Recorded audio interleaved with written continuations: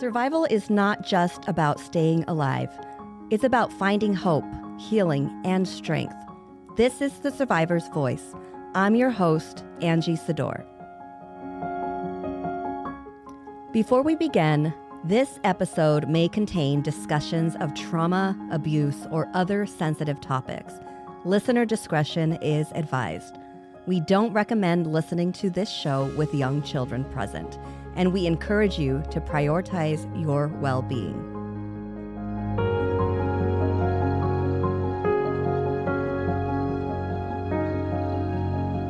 Today on The Survivor's Voice, I don't really think I've survived yet. I think I'm still surviving. I ended up at a hospital one time for that because she had suffocated me and pulled me down the stairs by my hair. I ended up at a hospital one time for that because she had suffocated me and pulled me down the stairs by my hair. Welcome to the Survivor's Voice podcast. We're here today with Josie, and I am really excited about hearing her story, her journey, where she has been, where she is now. And so we're just going to get right into it. So Josie, tell me a little bit about yourself. What do you do? What's a day in the life of Josie look like?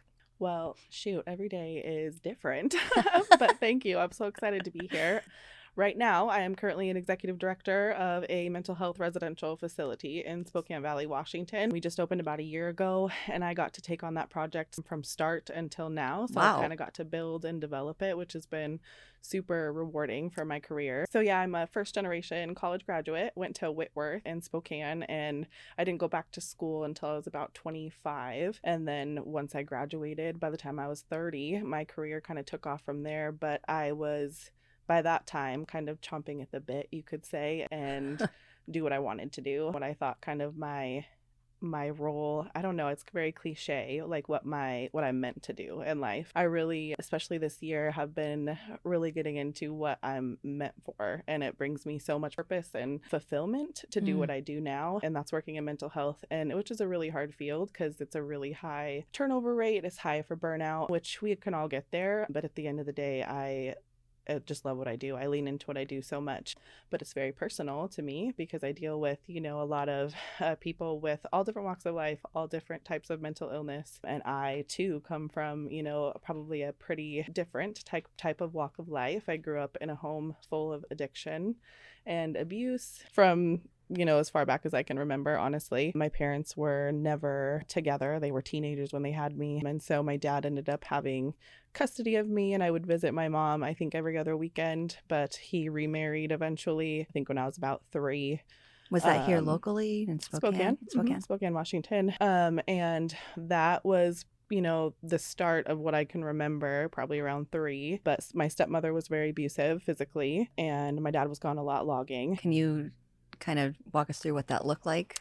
Well, yeah, I mean, all different types. I mean, obviously from doing little things and getting just hit, spanked, that kind of stuff. But then it would turn into, I would have a cold in the middle of the night. And right after my brother was born, I was about 4, 5 maybe. He, would be sleeping. So if I was sick in the middle of the night and I was coughing, she would come and put her hand over my mouth. Oh my gosh. But it was like my whole face, and it was basically suffocating me, or rip me out of bed by my hair and drag me down the stairs. Hospital one time for that because she had suffocated me and pulled me down the stairs by my hair. And so there was a lot of, I don't even remember because I'm 4 at that time or 5 at the time. How did you make it to the hospital? I don't really remember because I think what had happened is she suffocated me and I had passed out or something. So I don't remember all around it. All I remember is being dragged out of bed, to be honest with you. And then I woke up in the hospital. But she would do that when I was sick. There was times my brother and I would be playing and he would get hurt or something would happen. And so she would come in.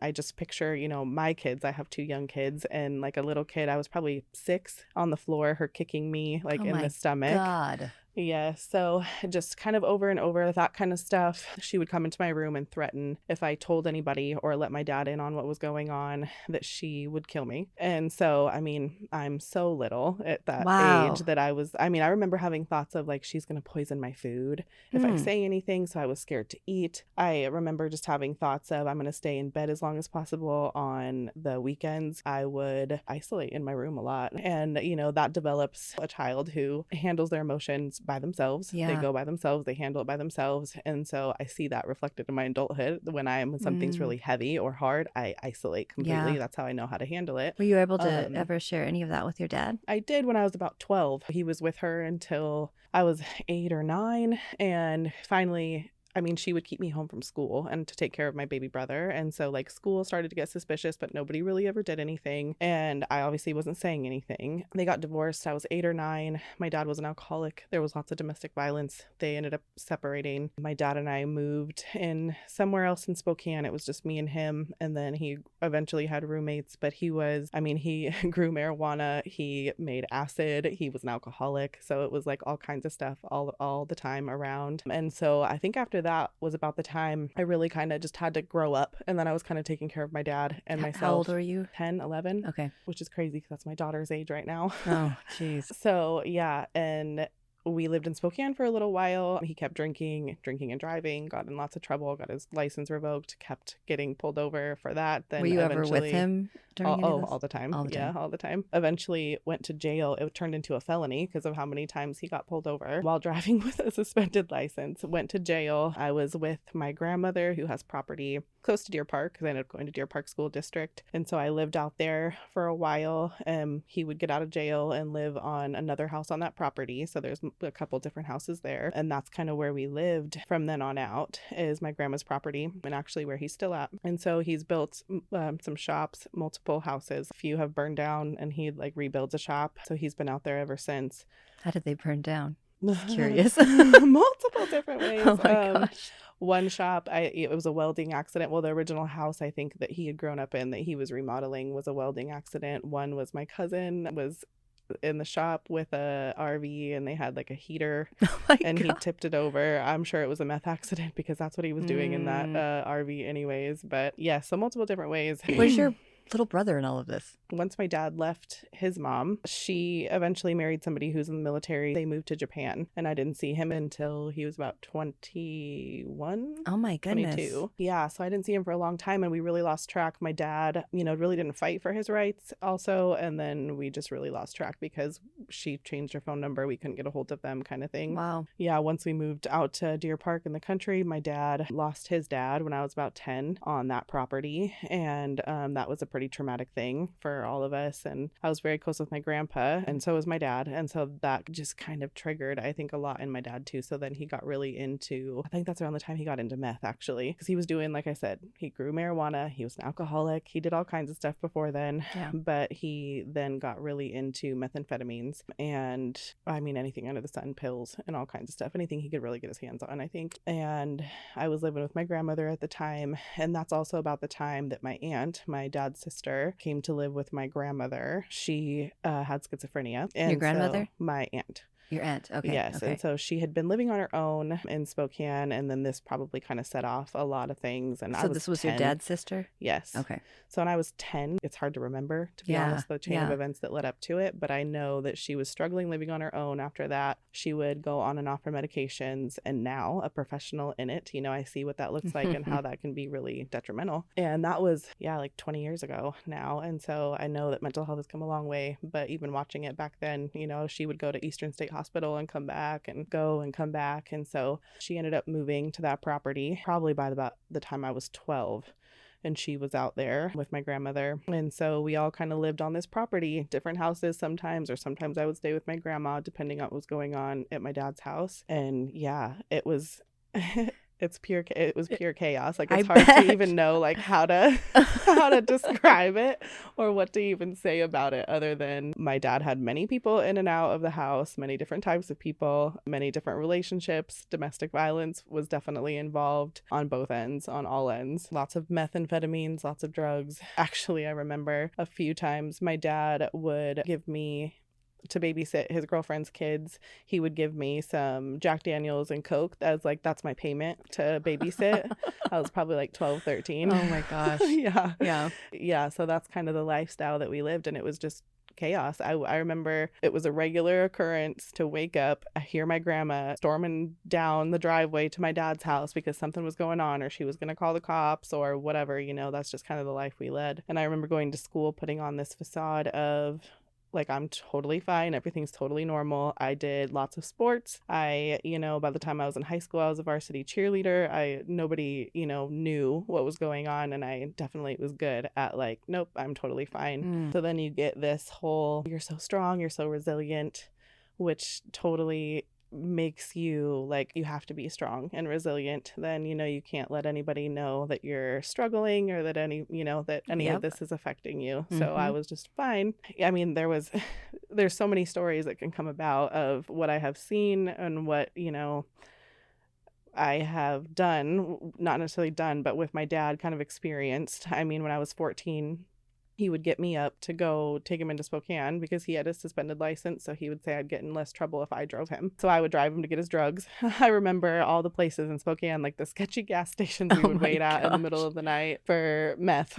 Like that was kind of my upbringing. And the next day I would go to school and be normal and everything was fine. And I got really good grades. And it's just probably just a cheesy way of saying it. And there's no other way of saying it. But when I was really young, I just remember thinking there's a reason why this is my life. And I feel really not like I'll end up this way, like I'm learning something from this rather than like I want to be this, like when I was being beat as a kid, I remember having thoughts like that. Like, there's got to be a reason this is what I live. And still today, I think it's probably shocking to hear certain things that I've seen and gone through, but there's just a part of me that's like, well, like it's all right, because I lean into that even more than my education sometimes with what I do, because I can understand exactly where, my patients and residents of my facility are coming from on a totally different level, where it's one thing to sit and be like, I understand. Yeah. But it's like, no, I really understand all of the trauma. I couldn't. Yeah, that's amazing. And I understand that. Especially I have like a soft spot in my heart, especially when I have somebody who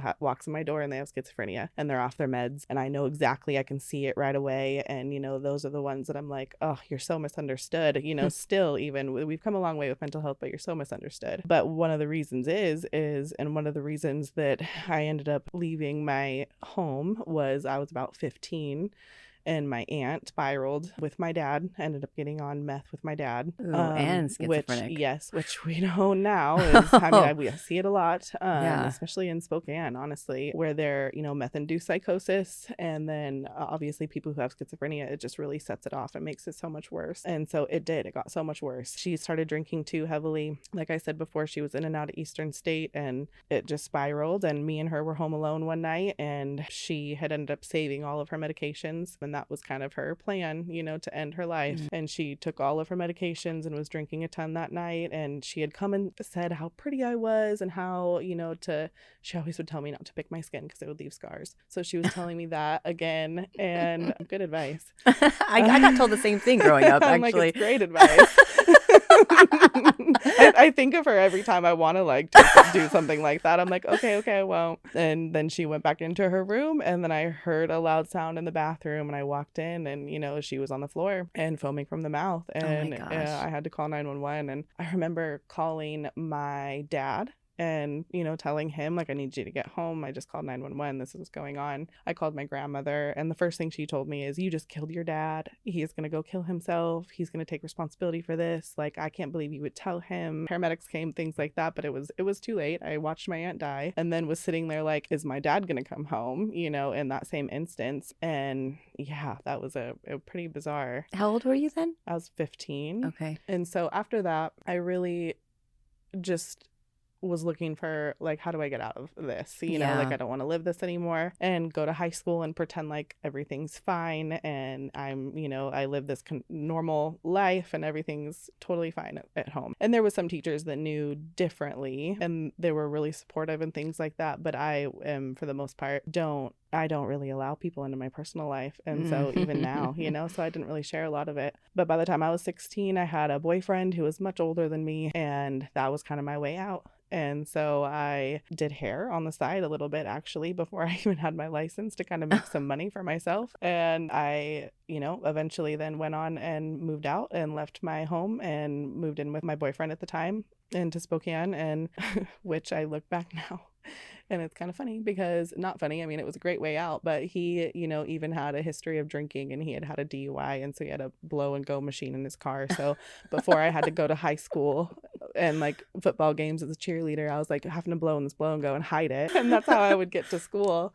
And I remember a couple times my friends would see, you know, like, what is that? And I'm like, it's not for me. I don't have a drinking problem. Just my boyfriend. Like, I'm totally stable. It's fine. But it's just funny to look back on because I thought I was so grown, had everything figured out. And here I am, like, going with this man who also has a drinking problem, which well, that's what hindsight's you 2020. knew. Oh, 100%. So Yeah. I was like, this is perfect. Like, my way out. Here we go. So I left. And of course, that was upsetting to my grandmother. Not so much my dad. He was like, you know, always kind of whatever, do what you're going to do. I mean, they were happy I made it through high school, I think. So I lived there. I think it was like my junior year by that time. I went to junior and senior year and I graduated with really good grades and I got into Eastern, UNLV, Gonzaga. I wanted to go to Gonzaga for law school at one point, but I ended up doing hair. I went to cosmetology school just to make some money right out, you know, right out of school and live and pay bills. And by the time I was 18, this guy had asked me to marry him. We got engaged and then... Is that the guy? The blow and go? Yep, Okay. the blow and go guy. Yep. You can call him that. I love that. Especially now.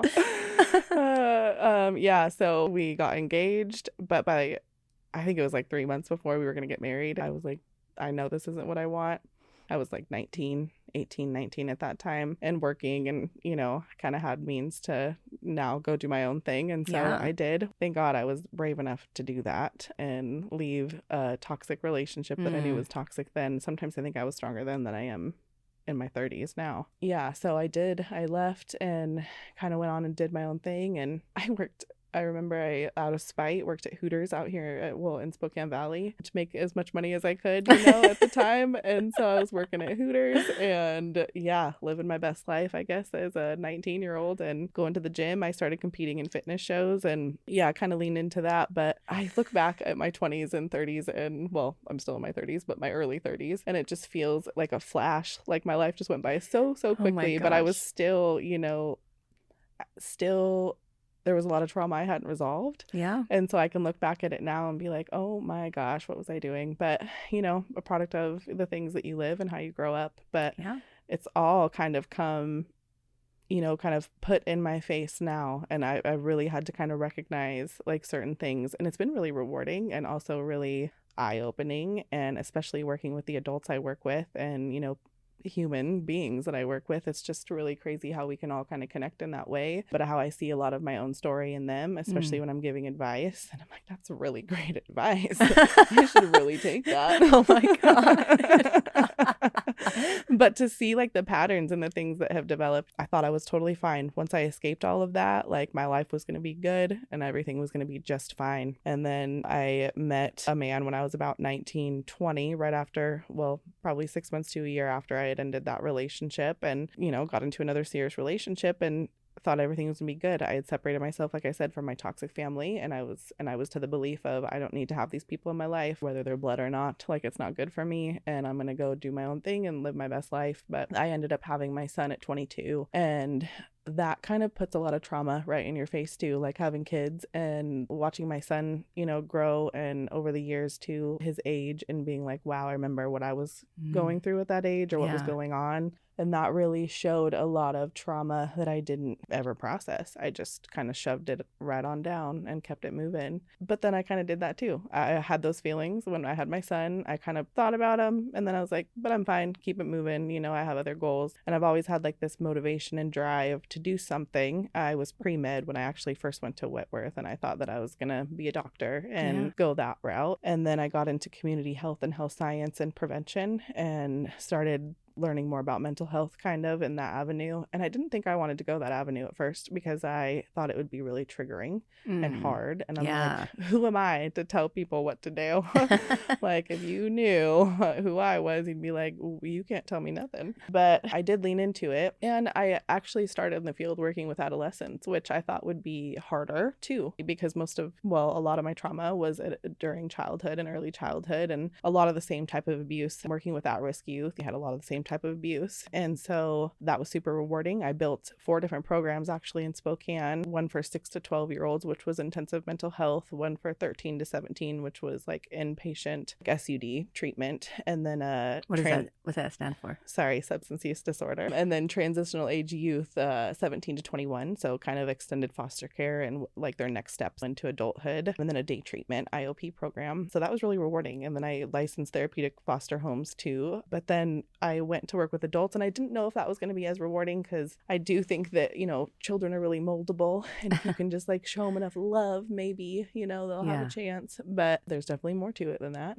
And then also going kind of the avenue of working with adults, I worked at IMBH, Inland Northwest Behavioral Health, which is like a psych hospital in downtown Spokane, and I found that almost working with adults was more triggering, because I saw the result of their trauma, and I was like, oh my God, me too. Yeah. You know, and that really got shoved in my face of like, that's where that comes from, huh? And it's like I knew that anyways, but it wasn't ever like put in my face like that, especially working with adolescents, because it was like, yeah, I went through the same thing as a kid. I had the same feelings as a kid. And then, like I said, working with adults, it was kind of like, whoa, I can really relate to a lot of what you're saying, feeling, and thinking. And working more still with adults in residential, I feel that all the time working with the adults, because it's like, whoa, I definitely relate, and I definitely understand where you're coming from. And especially with all the drugs and stuff that are in Spokane, I mentioned my brother. He came back up when he was about 2021, and I was 26, and he had spent a few years up here with my dad and getting to know us again,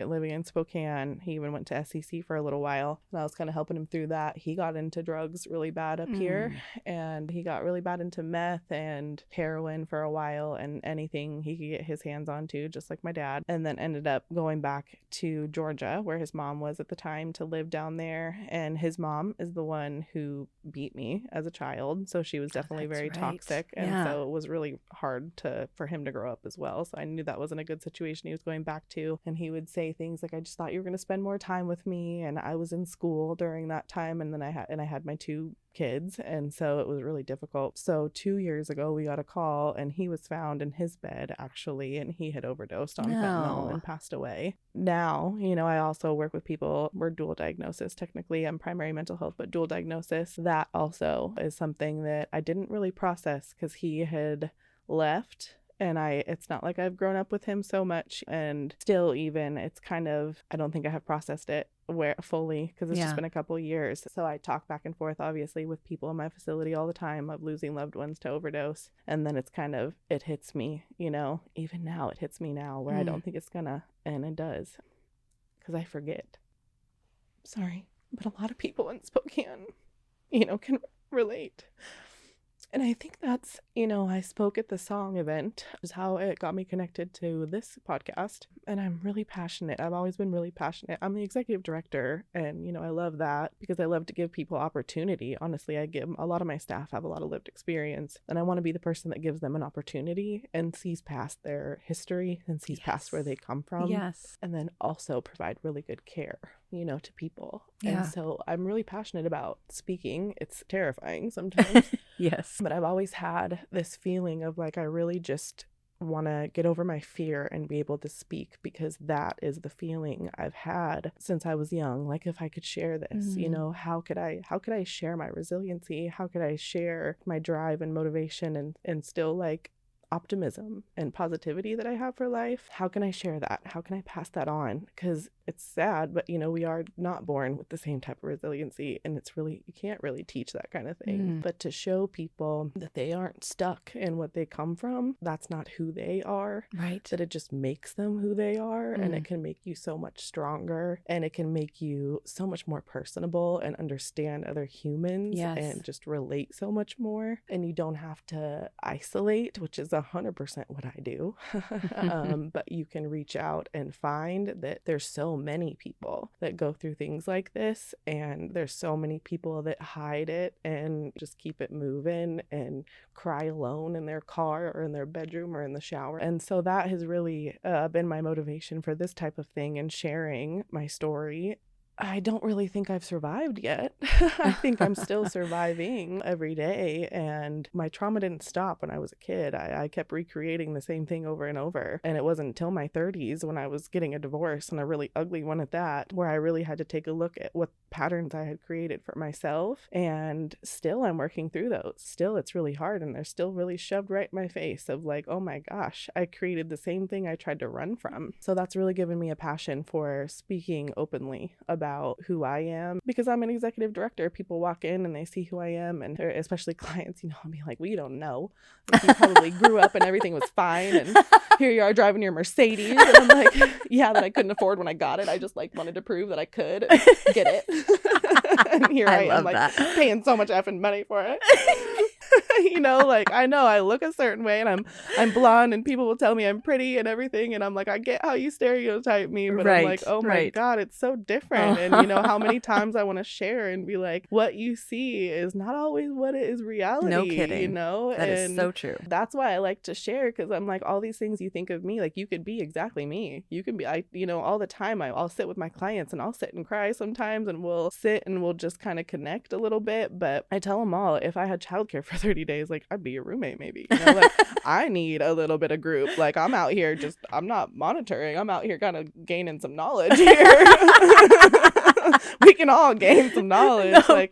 I'm not above it. Like, I'm a human at the end of the day. And what it boils down to is I'm pretty personable, and I can meet people where they're at, but I'm no different. And it's really what you're passionate about and where you put your passion and where you direct it. And now, I've gotten into speaking at different events, which has been really exciting. And I hope it opens doors to more, because I know that plenty of people have stories just like mine. I don't think I'm unique in any type of way in that. And that's why I share, because I think then people won't feel alone in it. And, like I said before, I'm not survived. I'm still surviving, and I'm going to keep surviving. And I'm sure there's going to come things that come up that I'm like, man, I'm not healed. I think it comes down to I'm a lifelong learner is what I consider myself, and I'm constantly growing, and I love leaning into like how to heal, how to make myself feel better, how to make myself happy, and also how to lean into others and how to help other people as much as I can, because that's just who I am at the end of the day. Is I just want to help other people feel good too, and just keep growing, keep learning, keep developing as a human being, because I'm definitely not done at 35 years old. I still got a lot to probably go through and survive from. I also believe that when we've gone through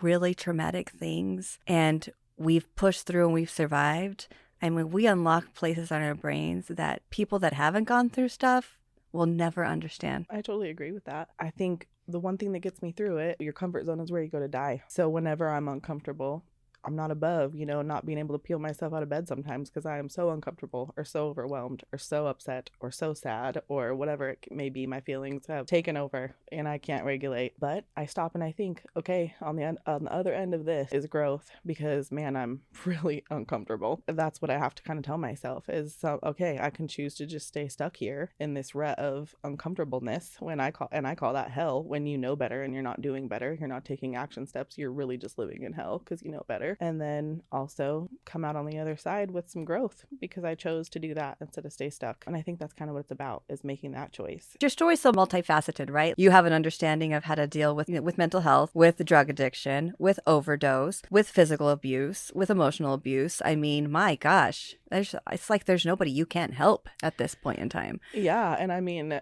I was a pretty at-risk youth myself. I even, for a period of time, I moved into Spokane and lived with my mom. I was about 13, 14, lived there for a year. And I used to sneak out and go party. And I'm surprised sometimes that I am still here because the choices I was making. I was definitely an at-risk youth with no supervision, and was drinking myself at that age, and ran into some bad situations where I was sexually assaulted. So you're 100% right. As far as like adverse childhood experiences go, I'm 10 out of 10. So I can relate to all of it. I know better. The at-risk youth, a lot of them face healthcare disparities because of their cultural background and being part of my minority group. Those things that aren't on there that we're not screening for that also are traumatic. So in that, I even learned there's so much more that can go on for people that are outside of, 10 out of 10. It sounds really alarming. I have all the trauma.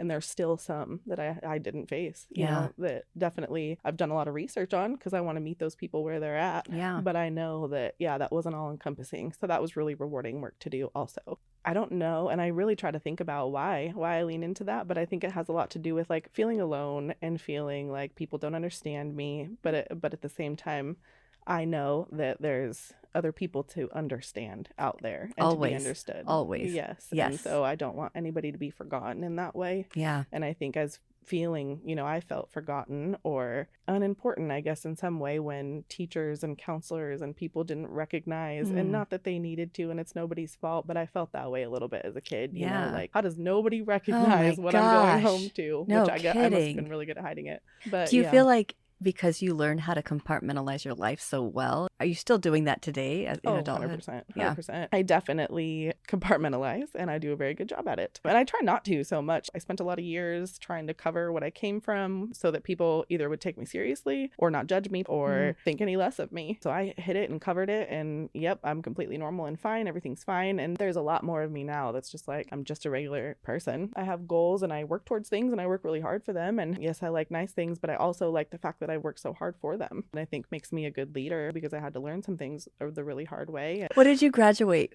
with? I majored in health science and community health and a minor in psychology. Okay. I was like getting all the things, collecting all the things. I got to executive director so quick in my career that I'm like, oh, okay, what's next? Yeah. Yeah. Like, now what do I do? Yeah. That's why now I'm here. Like, okay, who do I speak to? Who do I motivate to, like, who do I pull up with me? Which is what I do with my staff. Obviously, I talk to my corporate team that's in Florida. My company's based out of Florida, and talk about things I can do. I'm going in January to speak. So yeah, I'm leaning into a little bit of like maybe motivational speaking or in something in that kind of avenue. I don't know for sure yet because I don't really know how to get there, but I'm to the belief I kind of walk through any door that opens and is like an opportunity for me to be honest. Yes. I really just am walking through any door that presents itself. Oh, have you ever thought about writing a book? Yes, I think about it all the time, but then I'm like, I don't know where I would start. And just like with this a little bit, my story can go in all different kinds of directions. Yeah. So I would need somebody to probably help me with direction on that. But yeah, I think about it all the time. I like sharing it. I like speaking and kind of whatever pieces kind of pertain to people in different ways. I kind of share in that kind of way. And then sometimes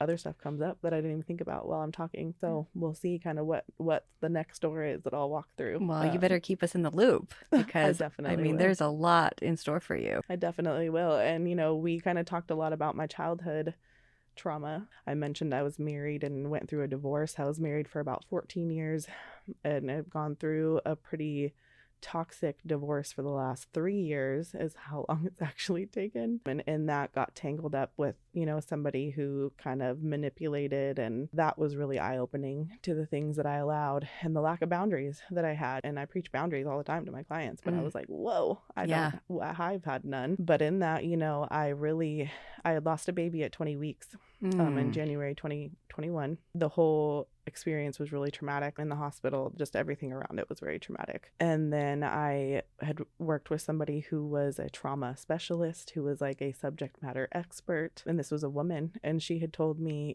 she was a Marine and she had worked for the Pentagon. And she basically kind of forced me to open up and talk, I remember. But the manipulation, the story I could tell about that, the manipulation in the last 3 years has been, wow, out of this world. It was kind of right at the time I was thinking of separating from my husband. She kind of pointed out how toxic that was. It's pretty remarkable, but, I'm still kind of over the last year, I'm coming out of the fight or flight that I was in for sure. And the trauma of it. This person would show up at my home, stalk me out, like wanted a relationship with me, convinced me to be in a relationship. And I've never been in a same-sex relationship, and I'm inclusive and I'm open-minded and I want people to live the life that they want, and I'm not against it, and I'm open to love, and love is love to me. I'm a very energy reader, and that's kind of like how I judge people and how I feel off of them. So it's not anything that wasn't the problem for me. It was just like, how did I get manipulated into this relationship where somebody is abusing me the way that they are? Oh my gosh. And then I kept getting sucked back into it. And I was promoted like during all of that time, as executive director and everything else. The last few years has pointed out a lot of the result of my childhood trauma and the things that I've allowed and the patterns that I've just kept going, with my life. And now I've just learned that, oh my gosh, like I just want to be so uncomfortable and boring and not chaos and just peace. And it is so boring for me. me, I've learned. And sometimes peace is uncomfortable. yeah, it really is. But even that, like I said before, my story keeps going. I'm still surviving. I've learned the most about myself in the last couple of years for sure. So I think the most growth is kind of yet to come. But that's another reason why I enjoy sharing my story, because I'm also in the thick of it. Also, I can sit here and talk and, the things that I have survived, and I can get up on stage and talk about how passionate I am about things. And I just wanted to give you an opportunity to just talk about, the programs that are at where you work, and if there's anything else here in our area that would be of service to people that are going through difficult times. Yeah. So we're in Spokane Valley. Right now I have 16-bed facility. It's Okay. an inpatient residential facility. It's primary mental health, but we treat dual diagnosis. So I have SUDPs, so substance use disorder professionals, to do things with people who have, a co-occurring or a underlying use disorder. And I actually just finished floor plans for 40 more beds. So a building is starting to be built right down the road, less than half a mile away, that will have 40 additional beds by next year. Yeah. That's amazing. So what's the name of the place again? it's called We Level Up. We Level Up. Okay. It's based out of Florida. We actually have 5 facilities nationwide: New Jersey, Florida, Texas is opening now, California, and then here in Washington. But here in Washington, like I said, it's primary mental health. I have 2 therapists and an on-site provider for medication management. Both the therapists are EMDR certified. Yes. And so I really am trying to partner with Spokane Air Force Base, because we are in network with TRICARE and TriWest. Yeah, so we can do that's active awesome. military and their families. And we're newly in network with Kaiser, which is really good for this kind of region. So inpatient mental health, like I said. So they have group therapy, which sometimes, people love and sometimes they don't love. And then they get there and then they realize how advantageous it is, because they are in a group of people who've gone through similar things, and they really can learn a lot from each other. So I really like it, because what ends up happening is people come in and it's this really cool community of people that come together, and it doesn't feel like a hospital. It doesn't feel like you're in some institution, like it's a community of people that come together and really just like want health and wellness and to feel good again, and to be on the right medications for your right diagnosis, and to get the right diagnosis, and to really see how we can help you. And also average length of stay is anywhere from 30 to 40 days. But so really the real benefit is aftercare planning. Like, what are you going to do after this? We're going to open this Pandora's box real quick. You need to do something when you leave here, though, still. I've talked a lot about it with myself. Mental health is a journey, and it is never ending. And so also take that time to get some resources from case management, which we provide, and aftercare planning too. So I preach that to everybody. 30 days goes by really fast. Even 40 days goes by really fast. And by the time you're done, you're like, whoa, what now am I? What? Out? Yeah. And we're really anxious at the end to leave. So aftercare planning is huge for us. And I really press that from the moment they get in, of like, okay, what's going on here? How are we going to stabilize? And then what are you going to do? What are you going to have when you go back home? So that's a huge advantage of a place like that. And that's what it is. It's people who become really overwhelmed with their own life, and they need to get out of that environment to change things up, to like really pull them out of whatever going on with them, And sometimes it is medication management, and they need to be put on the right med. So we can do that right away in a place like that with an on-site provider. That's awesome. But yeah, like I said, I love just developing the community of people, to be honest. I just had a client from last year reach out to me, because it's our birthday this month at the same time, and to tell me happy birthday and how she's doing. Like, people that come into my facility, they're people, and they're with, we're commercial insurance and private pay. So they're taking time off from their job to come to us, for about a month, and trusting us with their care. And it's really cool, because like I said, we get them from all over the United States. So it's all different walks of life, and they really do teach each other a lot, connect just because of what they're going through. I'm a little holistic too when it comes to mental health. And I really think that nutrition is an afterthought in mental health. When people really know and dive into nutrition and the science of it and how that really affects our health, mental health is huge with nutrition. Yep.